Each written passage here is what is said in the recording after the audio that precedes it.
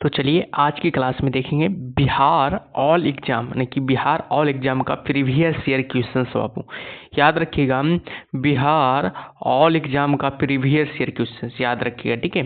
इसमें आप लोग देख सकते हैं कि यानी कि इसमें लगभग बीपीएससी यानी देखिएगा बीपीएससी से लेके याद रखिएगा बीपीएससी से लेके बिहार पुलिस तक का पूछा गया सवाल है बाबू। बिहार पुलिस तक का पूछा गया सवाल है, ठीक है। तो आप लोग किसी भी बिहार पुलिस की यानी बिहार की किसी भी एग्जाम की आप लोग तैयारी करते हैं तो इस वीडियो को जरूर देखिएगा, ठीक है, अंत तक, ठीक है।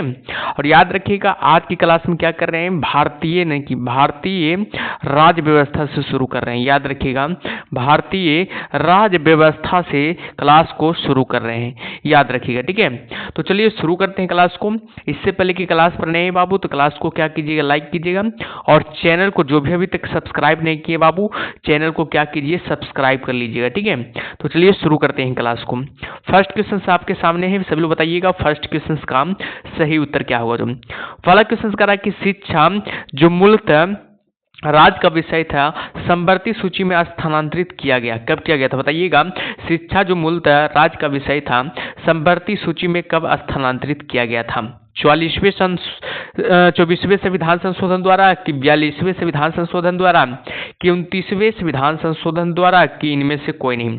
तो सभी बताइएगा इस प्रश्न का सही उत्तर क्या होगा। जो याद रखना बाबू इस प्रश्न का जो सही उत्तर हो जाएगा हमेशा याद रखिएगा ऑप्शन क्या जाएगा, बी बिल्कुल सही उत्तर हो जाएगा।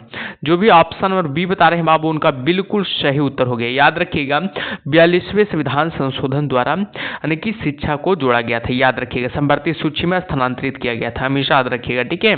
चलिए आगे देखते हैं आगे क्या कर रहा है। सभी लोग अगले प्रश्न का जवाब दीजिएगा।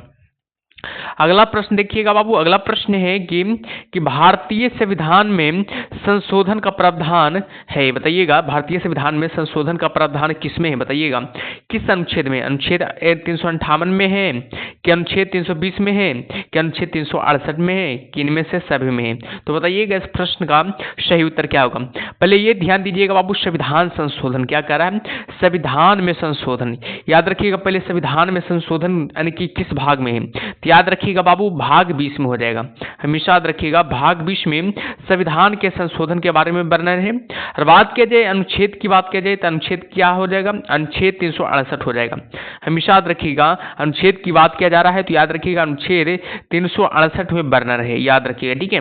और बात किया जाए इस भारतीय संविधान संशोधन का प्रावधान किस देश के संविधान से लिया गया, तो याद रखिएगा देश के संविधान की बात किया जाए कि किस देश के संविधान से लिया गया, लेने की बात किया जाए तो याद रखिएगा बाबू साउथ अफ्रीका हो जाएगा, ठीक है, हमेशा याद रखिएगा साउथ अफ्रीका से लिया गया था, हमेशा याद रखिएगा। बेहद इंपॉर्टेंट क्वेश्चन से बाबू एग्जाम में सब सवाल बनता है तो ध्यान दीजिएगा, ठीक है। चलिए अगले क्वेश्चन को चलते हैं। अगला क्वेश्चन क्या करें, अगला क्वेश्चन का जवाब दीजिएगा सब लोग, ठीक है। अगला क्वेश्चन करा बाबू कि भारत में पंचायती राज संस्थान अपने कोष मुक्तता प्राप्त करते हैं। भारत में पंचायती राज संस्थान अपने कोष मुक्तता प्राप्त करते हैं, किससे प्राप्त करते हैं सभी लोग बताइएगा इस प्रश्न का सही उत्तर क्या होगा। जो 3 नंबर का जवाब देने का प्रयास कीजिएगा सभी लोग, ठीक है। याद रखिएगा बाबू इस प्रश्न का जो सही उत्तर हो जाएगा ऑप्शन नंबर क्या हो जाएगा, डी बिल्कुल सही उत्तर हो जाएगा। जो भी ऑप्शन नंबर डी बता रहे हैं बाबू उनका बिल्कुल सही उत्तर हो जाएगा, ठीक है। और बताइएगा आप लोग कि राज्य में पंचायतों का गठन किस अनुच्छेद में वर्णन है, बताइएगा राज्य में पंचायतों का गठन किस अनुच्छेद में दिया गया है, तो याद रखिएगा बाबू अनुच्छेद 40 में, हमेशा याद रखिएगा अनुच्छेद 40 में कहा गया है कि राज्य में पंचायतों का गठन किया जाएगा, ठीक है, याद रखिएगा आप। इसका सही उत्तर क्या हो जाएगा, ऑप्शन नंबर डी बिल्कुल सही उत्तर हो जाएगा, ठीक है। चलिए अगले क्वेश्चन का जवाब दीजिएगा सब लोग। अगले क्वेश्चन क्या कर रहा है, सेशन को आप लोग लाइक करते रहिए बाबू, जो भी सेशन को लाइक नहीं किया सेशन को लाइक करते रहिए, ठीक है।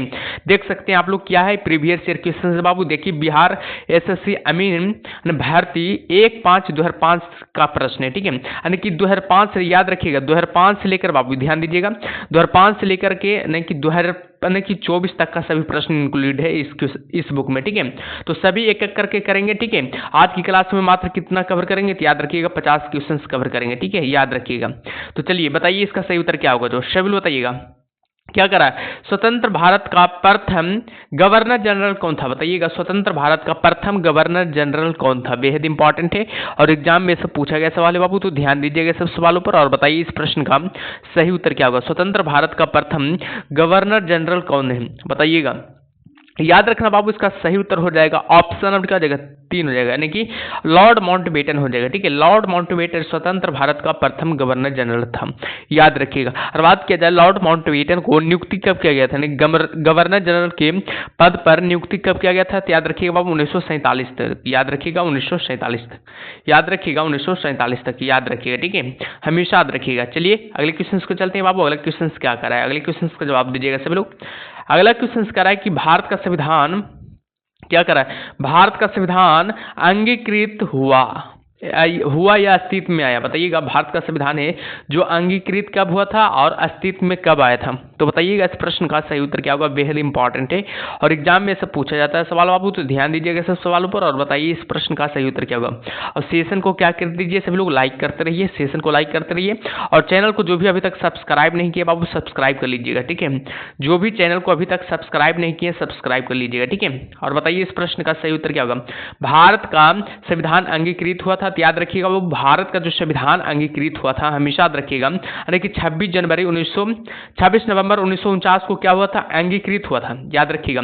26 नवंबर 1949 को क्या हुआ था, अंगीकृत हुआ था। लेकिन लागू की बात किया जाए तो याद रखिएगा बाबू 26 जनवरी 1950 को क्या हुआ था, लागू हुआ था, यानी कि इसका सही उत्तर क्या हो जाएगा, ऑप्शन क्या हो जाएगा, ए बिल्कुल सही उत्तर हो जाएगा। जो भी ऑप्शन नंबर ए बता रहे हैं बाबू उनका बिल्कुल सही उत्तर हो जाएगा। और बात किया जाए संविधान सभा का प्रथम बैठक कब हुआ था, तो बताइएगा संविधान सभा का प्रथम बैठक कब हुआ था, तो याद रखिएगा बाबू हमेशा 1946 ईस्वी में। ठीक है, 9 दिसंबर 1946, याद रखिएगा, फुल डेट जरूर याद रखिएगा। ठीक है, 9 दिसंबर 1946 को यानी कि संविधान सभा का प्रथम बैठक हुआ था, याद रखिएगा। इसमें अगर बात किया जाए अस्थायी अध्यक्ष किसे चुना गया था, यानी कि अस्थायी अध्यक्ष के रूप में, बताइएगा अस्थायी अध्यक्ष के रूप में किसे चुना गया था, तो हमेशा याद रखिएगा डॉक्टर सच्चिदानंद सिन्हा को, याद रखिएगा डॉक्टर सच्चिदानंद सिन्हा को, याद रखिएगा बाबू बहुत एग्जाम में पूछा जाता है। ठीक है, डॉक्टर सच्चिदानंद सिन्हा को यानी कि अस्थायी अध्यक्ष के रूप में चुना गया था।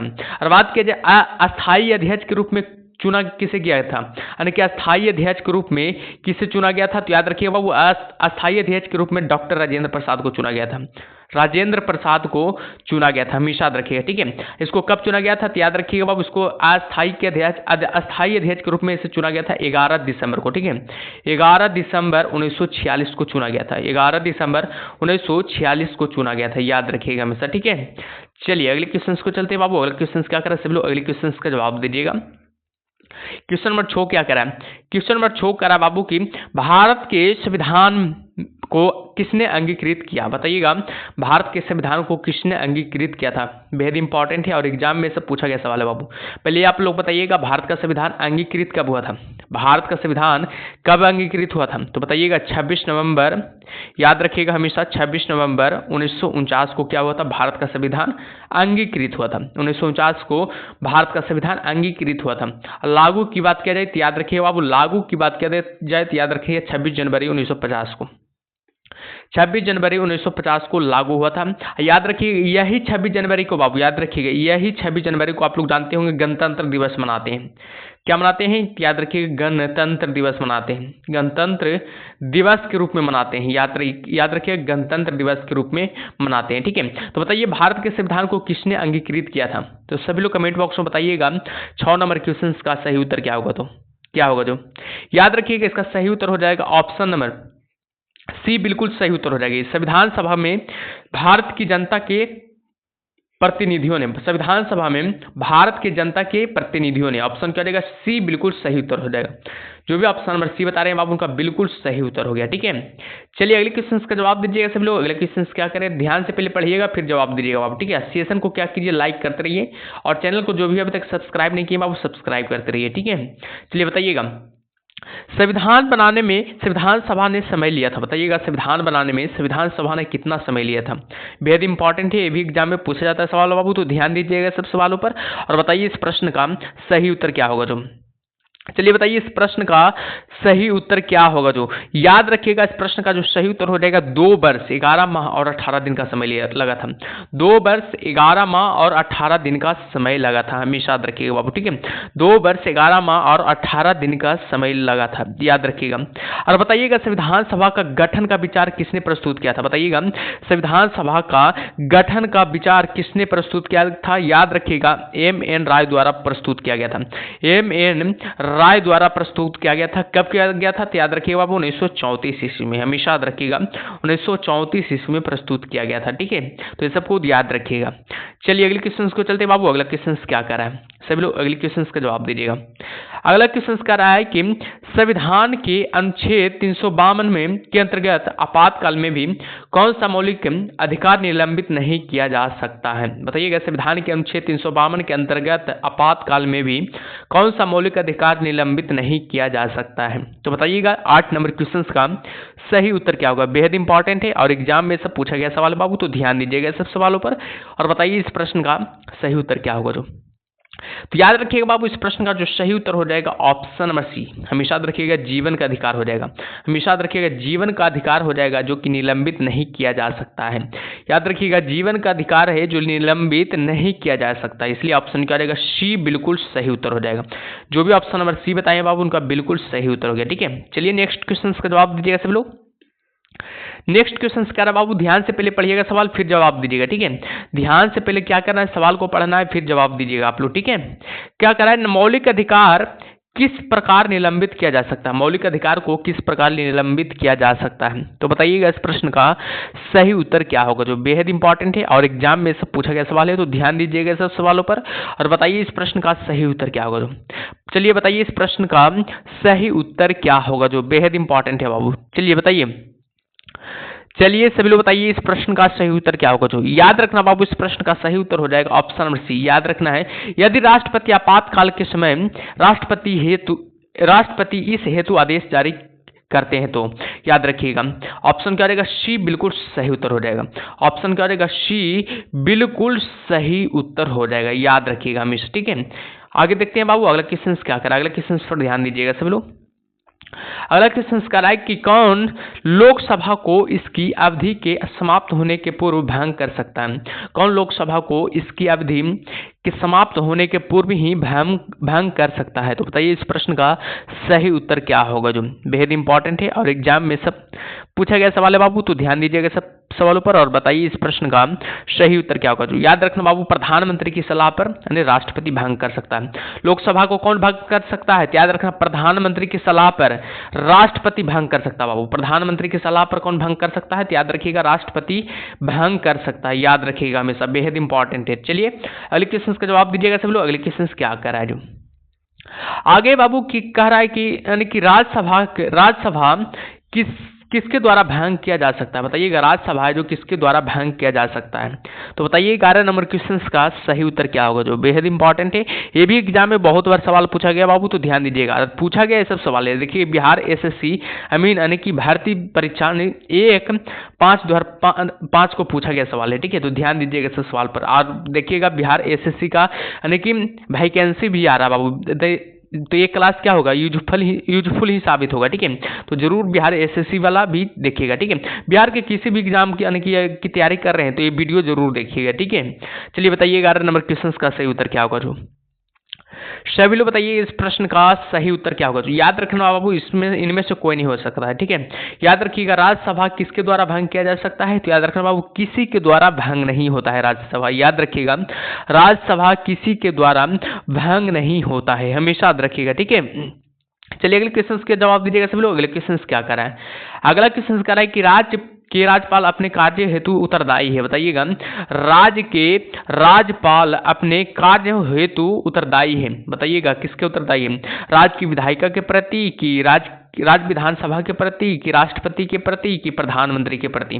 तो सभी बताइएगा 12 नंबर क्वेश्चन का सही उत्तर क्या होगा। जो याद रखना बाबू, इस प्रश्न का जो सही उत्तर हो जाएगा हमेशा याद रखिएगा ऑप्शन नंबर सी हो जाएगा। ठीक है, राष्ट्रपति के प्रति उत्तरदायी है। याद रखिएगा राष्ट्रपति के प्रति क्या है? उत्तरदायी है, याद रखिएगा। ठीक है, चलिए अगले क्वेश्चन के चलते हैं बाबू। अगले क्वेश्चन क्या कर रहा है? अगले क्वेश्चन पर ध्यान दीजिएगा।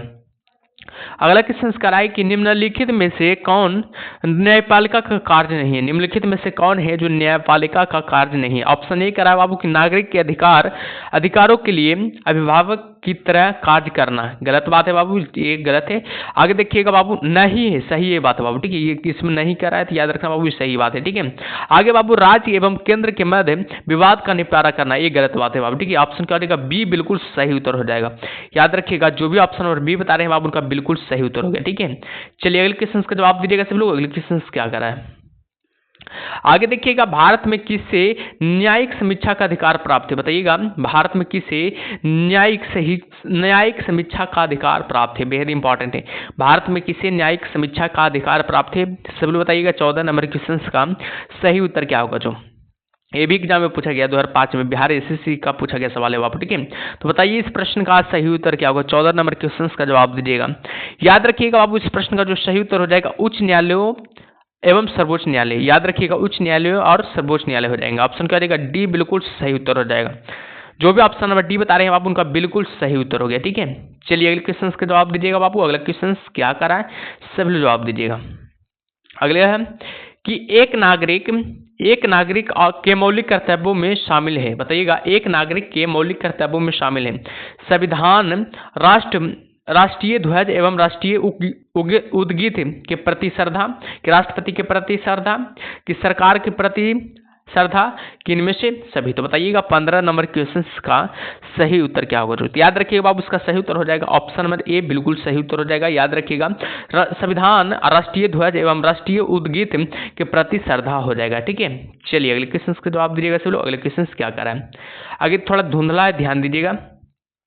क्या करा है कि राष्ट्रपति के चुनाव में विवाद के मामले को संदर्भित किया जाता है? बताइएगा, राष्ट्रपति के चुनाव में विवाद के मामले को संदर्भित किया जाता है मुख्य निर्वाचन आयुक्त के द्वारा, कि सर्वोच्च न्यायालय के द्वारा, कि संसद के द्वारा, कि इनमें से कोई नहीं। तो बताइएगा 16 नंबर क्वेश्चन का सही उत्तर क्या होगा? तो याद रखिएगा बाबू, सर्वोच्च न्यायालय के द्वारा। याद रखिएगा हमेशा सर्वोच्च न्यायालय के द्वारा हो जाएगा।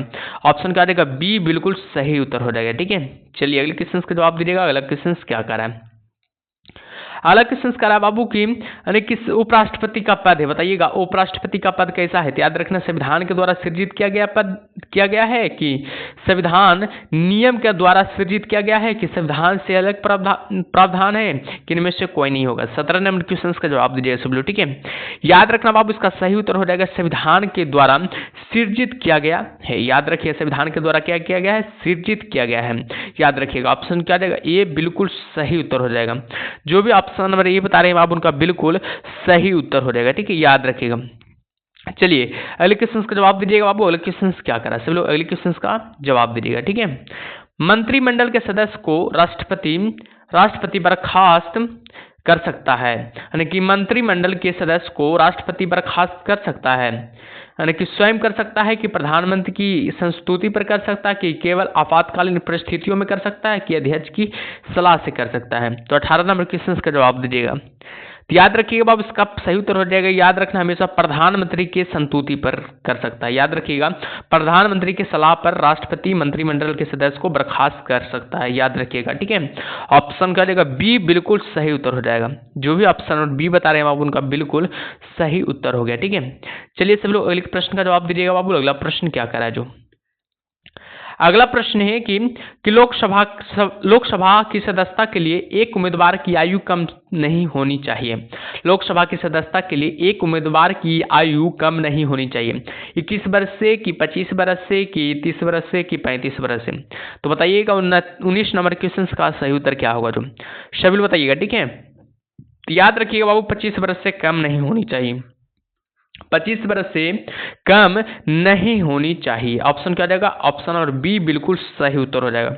जो भी ऑप्शन नंबर बी बता रहे हैं बाबू, उनका बिल्कुल सही उत्तर हो जाएगा। याद रखिएगा, ठीक है। चलिए अगले क्वेश्चन का जवाब दीजिएगा। अगला क्वेश्चन क्या करा? छत्तीसगढ़ राज्य की स्थापना किस वर्ष हुई थी? छत्तीसगढ़ राज्य की स्थापना किस वर्ष हुई थी? तो बताइएगा इसका सही उत्तर क्या होगा? छत्तीसगढ़ राज्य की स्थापना किस वर्ष हुई थी? बेहद इंपॉर्टेंट है। चलिए बताइएगा, पहले छत्तीसगढ़ राज्य किससे बना है? बताइएगा, छत्तीसगढ़ राज्य किससे बना है? सभी बताइएगा, छत्तीसगढ़ जो राज्य है किससे अलग हुआ था? तो याद रखना बाबू, मध्य प्रदेश से। हमेशा याद रखिएगा, मध्य प्रदेश से क्या हुआ था? अलग हुआ था। कब अलग हुआ था? तो याद रखिएगा बाबू, अलग हुआ था यानी कि 1 नवंबर 2000 ईस्वी को, यानी कि 1 नवंबर 2000 ईस्वी को। याद रखिएगा, अलग हुआ था, याद रखिएगा। और छत्तीसगढ़ राज्य का निर्माण हुआ था, नहीं इसी दिन छत्तीसगढ़ राज्य का निर्माण भी हुआ था, नहीं कि सीजी मतलब छत्तीसगढ़ हुआ बाबू, याद रखिएगा, ठीक है। और बताइएगा ये देश का कैवें राज्य के रूप में बना था, छत्तीसगढ़ देश के कैवें राज्य के रूप में बना था, तो याद रखना 26वें बाबू, हमेशा याद रखिएगा 26वें राज्य के रूप में बना था, याद रखिएगा हमेशा, ठीक है। चलिए अगले किस अतीस का क्या सही उत्तर हो जाएगा। छत्तीसगढ़ राज्य की स्थापना कब हुआ था, तो याद रखना 1 नवंबर 2000 ईस्वी को, 1 नवंबर 2000 ईस्वी को छत्तीसगढ़ राज्य की क्या हुआ था, स्थापना हुआ था, हमेशा याद रखिएगा, ठीक है। चलिए अगले क्वेश्चन का जवाब दीजिएगा बाबू। अगला क्वेश्चन क्या करा, भारत में प्रथम आम चुनाव किस वर्ष हुए थे, बताइएगा। भारत में प्रथम आम चुनाव किस वर्ष हुए थे, भारत में प्रथम आम चुनाव किस वर्ष हुए थे, तो बताइए 21 नंबर क्वेश्चन का सही उत्तर क्या होगा। बेहद इंपॉर्टेंट है और एग्जाम में सब पूछा गया सवाल है, तो ध्यान दीजिएगा सब सवालों पर और बताइए इसका सही उत्तर क्या होगा जो। और सेशन को लाइक करते रहिए बाबू, जो भी सेशन को लाइक नहीं कर रहे हैं लाइक करते रहिए, ठीक है। और चैनल को सब्सक्राइब जो भी अभी तक नहीं किए बाबू सब्सक्राइब कर लीजिए, ठीक है। और बताइए भारत में प्रथम आम चुनाव किस वर्ष हुए थे, सभी बताइएगा। याद रखना बाबू इसका सही उत्तर हो जाएगा 1951 में बाबू, ठीक है, हमेशा याद रखिएगा 1951 में। ऑप्शन क्या जाएगा, सी बिल्कुल सही उत्तर हो जाएगा, सी बिल्कुल इसका क्या हो जाएगा, सही उत्तर हो जाएगा, हमेशा याद रखिएगा 1951 में भारत में प्रथम आम चुनाव हुआ था, याद रखिएगा, ठीक है।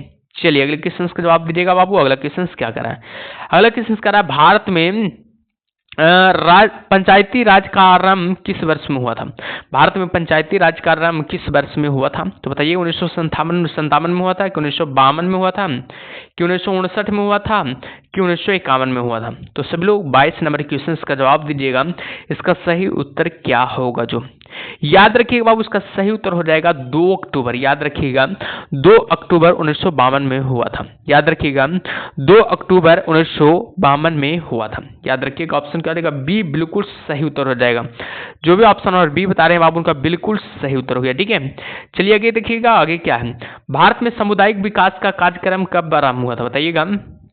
भारत में सामुदायिक विकास कार्यक्रम कब आरंभ हुआ था, बताइएगा। भारत में सामुदायिक विकास कार्यक्रम कब आरंभ हुआ था, 2 अक्टूबर 1952 को कि 2 अक्टूबर 1959 को कि 2 अक्टूबर 1961 को कि 2 अक्टूबर 1957 को, तो बताइए इसका सही उत्तर क्या होगा जो।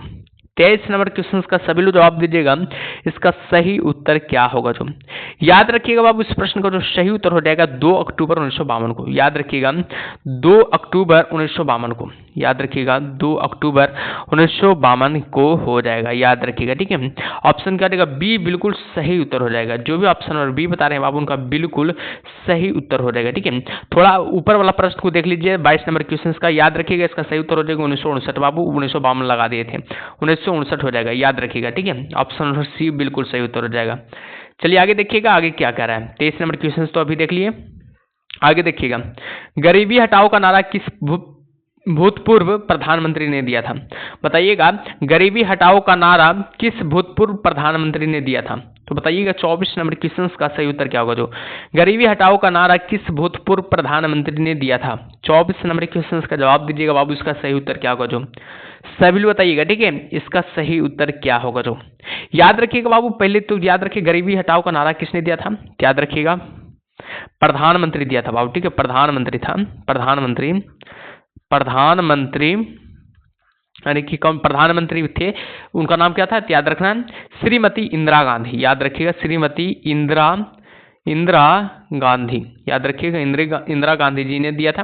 और बात क्या जाए कि गरीबी हटाओ का नारा कब दिया गया था, बताइएगा गरीबी हटाओ का नारा कब दिया गया था, तो हमेशा याद रखिएगा 1971 के बाबू, याद रखिएगा 1971 में एक आम चुनाव हुआ था, 1971 में एक आम चुनाव हुआ था, उसी में दिए थे, याद रखना गरीबी हटाओ का नारा किसने दिए थे, याद रखिएगा इंदिरा गांधी ने दिए थे, जो क्या थे, महिला प्रधानमंत्री थे, महिला प्रधानमंत्री थे, याद रखिएगा, ठीक है। चलिए अगले क्वेश्चन को चलते हैं बाबू। अगले क्वेश्चन क्या करा सब लोग, अगले क्वेश्चन का जवाब दीजिएगा। अगला क्वेश्चन पढ़िएगा पहले। अगला क्वेश्चन कह रहा है कि मौलिक अधिकार कर्तव्यों को प्राप्त नहीं है किसी भी तरह की, मौलिक अधिकारों को प्राप्त नहीं है किसी भी तरह की सामाजिक स्वीकृति, नैतिक स्वीकृति, राजनीतिक स्वीकृति और विधिक स्वीकृति, तो बताइएगा इसका सही उत्तर क्या होगा 25 नंबर क्वेश्चन का। सभी लोग जवाब दीजिएगा बाबू, इसका सही उत्तर क्या होगा जो? याद रखना इसका सही उत्तर हो जाएगा राजनीतिक स्वीकृति बाबू, ठीक है। ऑप्शन क्या देगा? सी बिल्कुल सही उत्तर हो जाएगा। जो भी ऑप्शन नंबर सी बता रहे हैं बाबू उनका बिल्कुल सही उत्तर हो गया।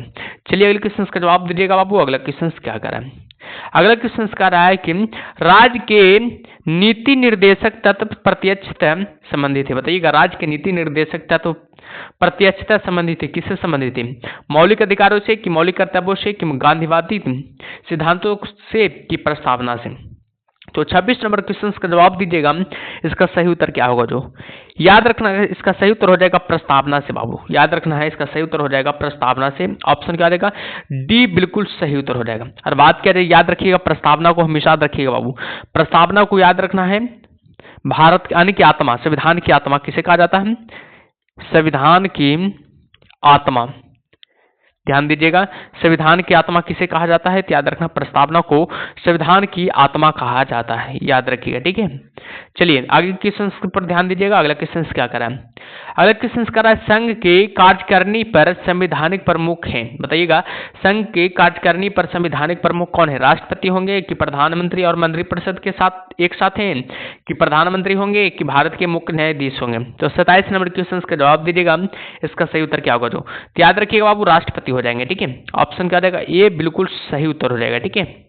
चलिए अगले क्वेश्चन का जवाब दीजिएगा। अगला क्वेश्चन क्या कह रहा है?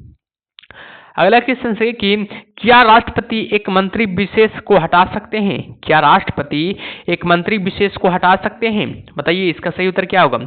नहीं, कभी नहीं। केवल जबकि प्रधानमंत्री ऐसी सलाह देते हैं तो, कि हाँ यदि राष्ट्रपति सोचते हैं कि मंत्री आयोग है। और चार क्या करा, यह स्पष्ट है कि राष्ट्रपति ऐसा कर सकते हैं अथवा नहीं। तो इसका सही उत्तर क्या होगा? याद रखना इसका सही उत्तर हो जाएगा, हमेशा याद रखिएगा बाबू, केवल प्रधानमंत्री ऐसे सलाह देते हैं तब, याद रखिएगा, ठीक है। ऑप्शन क्या देगा? बी हमारा बिल्कुल सही उत्तर हो जाएगा। चलिए आगे ध्यान दीजिएगा, आगे क्या करा है? 29 नंबर क्वेश्चन पर ध्यान दीजिएगा। 29 नंबर क्वेश्चन कह रहा है बाबू कि जब उपराष्ट्रपति राष्ट्रपति का पदभार ग्रहण करता है तो राज्यसभा को दूसरा अध्यक्ष चुनना पड़ता है, कि राज्यसभा का अध्यक्ष का पद खाली अवश्य रहना चाहिए, कि राज्यसभा के बैठकों की अध्यक्षता लोकसभा के अध्यक्ष करते हैं, कि इनमें से कोई नहीं? तो बताइए इसका सही उत्तर क्या होगा जो? सभी लोग बताइएगा 29 नंबर क्वेश्चन का सही उत्तर क्या होगा जो? याद रखना बाबू इसका सही उत्तर हो जाएगा ऑप्शन नंबर बी। याद रखिएगा राज्यसभा का अध्यक्ष का पद खाली अवश्य रहना चाहिए, ठीक है। चलिए आगे ध्यान दीजिएगा, आगे क्या कर रहा है? क्वेश्चन नंबर 30 को देखिएगा। क्वेश्चन नंबर 30 कह रहा है बाबू की, यानी कि निम्नलिखित में से कौन भारतीय न्यायपालिका की विशिष्ट अभिलक्षण नहीं है? निम्नलिखित में से कौन भारतीय न्यायपालिका का विशिष्ट अभिलक्षण नहीं है? तो 30 नंबर क्वेश्चन का जवाब दीजिएगा, इसका सही उत्तर क्या होगा जो? याद रखिएगा इसका सही उत्तर हो जाएगा ऑप्शन नंबर डी। याद रखना यह सर्वोच्च विधि निर्मात्री संस्था है। यह सर्वोच्च विधि निर्मात्री क्या है? संस्था एक प्रकार का है, ठीक है, याद रखिएगा हमेशा। वित्त के संदर्भ में संविधान है ने, बताइएगा वित्त के संदर्भ में संविधान ने क्या राज्यों के अनुकूल बंटवारा किया, कि केंद्र के अनुकूल बंटवारा किया, कि बंटवारा वित्त आयोग पर छोड़ दिया, कि केंद्र और राज्यों के मध्य बंटवारा समान रूप से किया? तो बताइएगा 31 नंबर क्वेश्चन का सही उत्तर क्या होगा? याद रखिएगा इसका सही उत्तर हो जाएगा ऑप्शन नंबर याद रखिएगा इसका सही उत्तर हो जाएगा ऑप्शन नंबर सी बाबू। याद रखिएगा बंटवारा वित्त आयोग पर छोड़ दिया। याद रखिएगा बंटवारा है जो किस पर छोड़ दिया? तो याद रखिएगा वित्त आयोग पर छोड़ दिया था, याद रखिएगा, ठीक है। चलिए आगे ध्यान दीजिएगा, आगे क्या कर रहा है सभी लोग? ग्राम सभा का सदस्य समानता कौन होता है? ग्राम सभा का सदस्य समानता कौन होता है? बताइएगा ग्राम सभा का सदस्य समानता कौन होता है? बताइएगा सभी लोग 32 नंबर क्वेश्चन का जवाब दीजिएगा। ध्यान से पहले सवाल को पढ़िएगा फिर जवाब दीजिएगा बाबू। बताइए 32 नंबर क्वेश्चन का सही उत्तर क्या होगा? याद रखिए इसका सही उत्तर हो जाएगा ऑप्शन नंबर बी। संबंधित ग्रामों में समस्त मतदाता, संबंधित ग्रामों में क्या समस्त मतदाता हो जाएंगे, ठीक है। ऑप्शन क्या रहेगा? बी बिल्कुल सही उत्तर हो जाएगा। जो भी ऑप्शन और बी बता रहे हैं बाबू उनका बिल्कुल सही उत्तर हो गया, ठीक है, याद रखिएगा। आगे ध्यान दीजिएगा बाबू, आगे क्या है? भारत में मतदाताओं का पंजीकरण करवाना उत्तरदायी है। बताइएगा भारत में मतदाताओं का पंजीकरण करवाना उत्तरदायी है किसके द्वारा? सरकार का, कि निगमों का, कि व्यक्तिगत मतदाताओं का, कि निर्वाचन आयोग का? तो बताइएगा 33 नंबर क्वेश्चन का सही उत्तर क्या होगा जो? याद रखना बाबू निर्वाचन आयोग का, ठीक है, निर्वाचन आयोग हो जाएगा यहाँ पर, ठीक है। ऑप्शन का रहेगा डी बिल्कुल सही उत्तर हो जाएगा। आगे देखिएगा आगे क्या है? भारत के संघ में सिक्किम एक नया राज्य है। बताइएगा भारत के संघ में सिक्किम में क्या है, नया राज्य है। और बताइएगा किस संशोधन अधिनियम में जोड़ा गया था, यानी कि सिक्किम राज्य को किस संशोधन अधिनियम में जोड़ा गया था। तो बताइएगा इसका सही उत्तर क्या होगा। यहाँ पर याद रखिएगा 36वां हो जाएगा, ठीक है। 36वें संशोधन अधिनियम में जोड़ा गया था और 36वें संशोधन अधिनियम कब हुआ था, याद रखिएगा 1975 में, 1975 में हो जाएगा, ठीक है। तो बताइए इसका सही उत्तर क्या होगा, याद रखिएगा ऑप्शन सी हो जाएगा, ठीक है। 36वें संविधान संशोधन अधिनियम 1975 के तहत जोड़ा गया था, याद रखिएगा, ठीक है। ऑप्शन क्या हो जाएगा, ऑप्शन नंबर सी बिल्कुल सही उत्तर हो जाएगा, याद रखिएगा ऑप्शन नंबर सी बिल्कुल सही उत्तर हो जाएगा, ठीक है। चलिए अगले क्वेश्चन का जवाब दीजिएगा। अगले क्वेश्चन क्या है, भारत एक संघ है, बताइएगा भारत क्या है, संघ है। बताइएगा इसका सही उत्तर क्या होगा। भारत का कार्य क्षेत्र पर्यायवाची है, उन राज्यों को समाहित करता है जो संघीय व्यवस्था को सदस्य है। आगे कि भारत के राज्यों एवं संघ शासित प्रदेशों को शामिल किए गए हैं। आगे बाबू केंद्रीय स्तर पर प्रशासित प्रदेशों सम्मिलित हैं। तो बताइए इसका सही उत्तर क्या होगा। शबिल बताइएगा 35 नंबर क्वेश्चन का सही उत्तर क्या होगा। जो याद रखिए इसका सही उत्तर हो जाएगा ऑप्शन नंबर सी। याद रखिएगा राज्य के राज्यों एवं संघ शासित प्रदेशों को शामिल किए गए हैं। ऑप्शन क्या हो जाएगा, सी बिल्कुल सही उत्तर हो जाएगा, ठीक है। चलिए अगले क्वेश्चन का जवाब दीजिएगा बाबू। अगले क्वेश्चन क्या कर रहा है, आगे ध्यान दीजिएगा। आगे कह रहा है कि यानी कि स्वतंत्र शीर्षक स्वतंत्रता का अधिकार में वर्णित अधिकार सम्मिलित नहीं है। बताइएगा शीर्षक स्वतंत्रता का अधिकार में वर्णित अधिकार सम्मिलित नहीं है। कुछ मामलों में गिरफ्तारी एवं निरोध से बचाव के लिए, कि भाषण एवं अभिव्यक्ति की स्वतंत्रता के लिए, कि जीवन एवं व्यक्तित्व स्वतंत्रता का बचाव के लिए, कि विवेक की स्वतंत्रता के लिए। तो बताइएगा 36 नंबर क्वेश्चन का सही उत्तर क्या होगा। जो याद रखिएगा विवेक की स्वतंत्रता हो जाएगा, यहाँ पर ऑप्शन क्या हो जाएगा, डी बिल्कुल सही उत्तर हो जाएगा, ठीक है। आगे ध्यान दीजिएगा बाबू। आगे क्या है, आगे है कि एकत्रित होने के नागरिकों के अधिकार पर लागू बुनियादी शर्त है। यह है कि सभा होनी चाहिए, कैसी होनी चाहिए, रचनात्मक उद्देश्य के लिए, कि शांतिपूर्ण और सशस्त्रहीन विहीन, कि अहिंसक, की शांतिपूर्ण। तो 37 नंबर क्वेश्चन का जवाब दीजिएगा। इसका सही उत्तर क्या होगा। जो याद रखिएगा इसका सही उत्तर हो जाएगा ऑप्शन नंबर बी बाबू। याद रखिएगा शांतिपूर्ण और सशस्त्रहीन होना चाहिए, याद रखिएगा, ठीक है। चलिए अगले क्वेश्चन का जवाब दीजिएगा। अगला क्वेश्चन क्या कर रहा है, अगला क्वेश्चन कह रहा है कि भारतीय संविधान घोषणा करता है कि जीवन और स्वतंत्रता की रक्षा।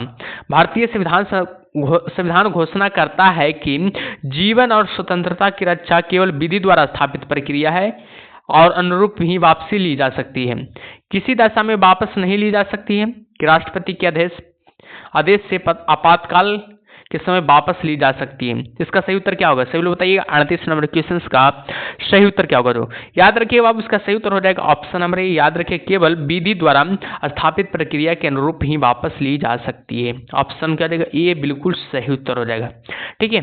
चलिए आगे ध्यान दीजिएगा। आगे क्या है, आगे कह रहा भारत एकमात्र राज्य कौन सा है, भारत एकमात्र राज्य कौन सा है जहां समान आचार संहिता लागू है। बताइए भारत का एकमात्र राज्य कौन सा है जहां समान आचार संहिता लागू है, यानी कि कॉमन सिविल कोड लागू है। तो बताइएगा 39 नंबर क्वेश्चन का सही उत्तर क्या होगा। सही बताइएगा बाबू, बेहद इंपॉर्टेंट है और एग्जाम में सब पूछा गया सवाल है, तो ध्यान दीजिएगा सब सवालों पर और बताइए इसका सही उत्तर क्या होगा। जो याद रखिए इसका सही उत्तर हो जाएगा गोवा में, हमेशा याद रखिएगा गोवा में हो जाएगा।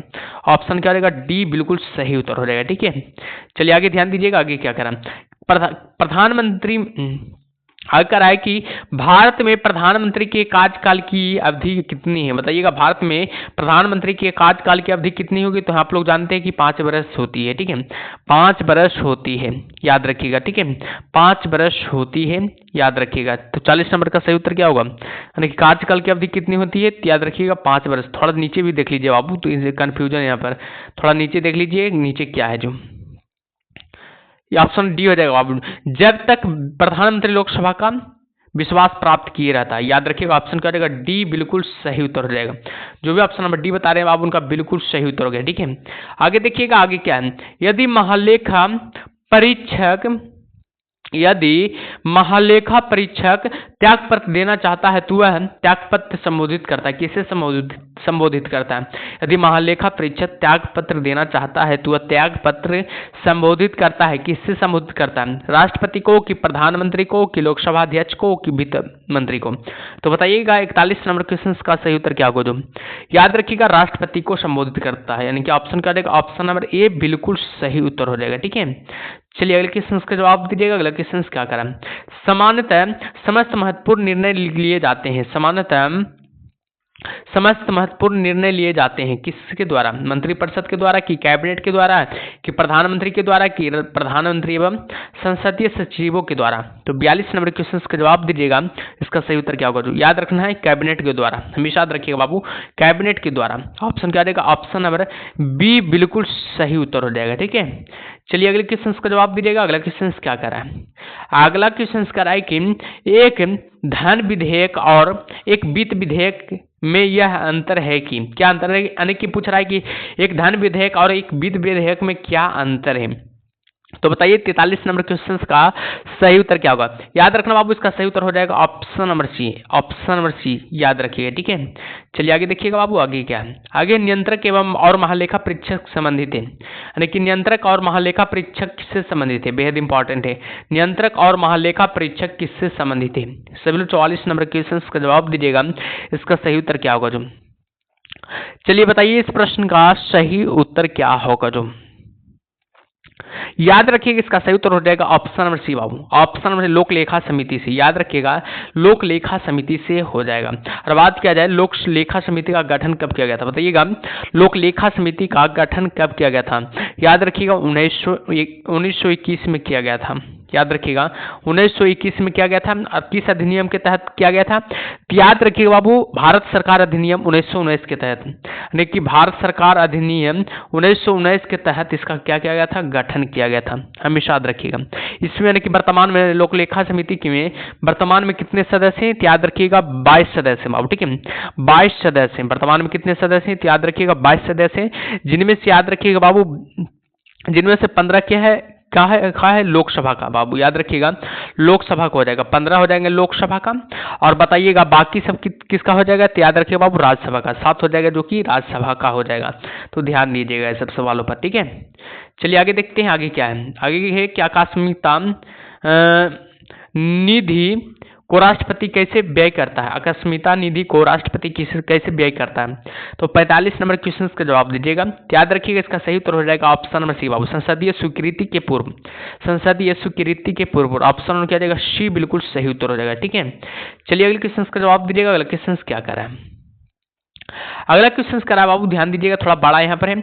मुख्य चुनाव आयुक्त को पदच्युत किया जा सकता है, यानी कि मुख्य चुनाव आयुक्त को पदच्युत किया जा सकता है सुप्रीम कोर्ट के मुख्य न्यायाधीश द्वारा, कि राष्ट्रपति द्वारा, कि मंत्रिमंडल के प्रस्ताव से, कि संसद के दोनों सदनों को के 2/3 बहुमत से प्रमाणित कदाचार के आधार पर। तो बताइए इसका सही उत्तर क्या होगा? जो 46 नंबर क्वेश्चन का जवाब दीजिएगा।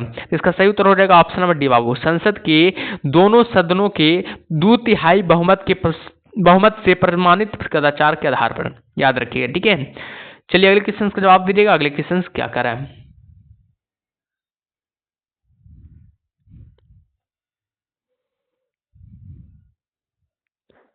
चलिए अगले क्वेश्चन पर ध्यान दीजिएगा। अगला क्वेश्चन करा बाबू की भारतीय संविधान की प्रस्तावना में धर्म निरपेक्ष शब्द किस संशोधन द्वारा जोड़ा गया था? बताइएगा भारतीय संविधान की प्रस्तावना में धर्म निरपेक्ष शब्द किस संशोधन द्वारा जोड़ा गया था?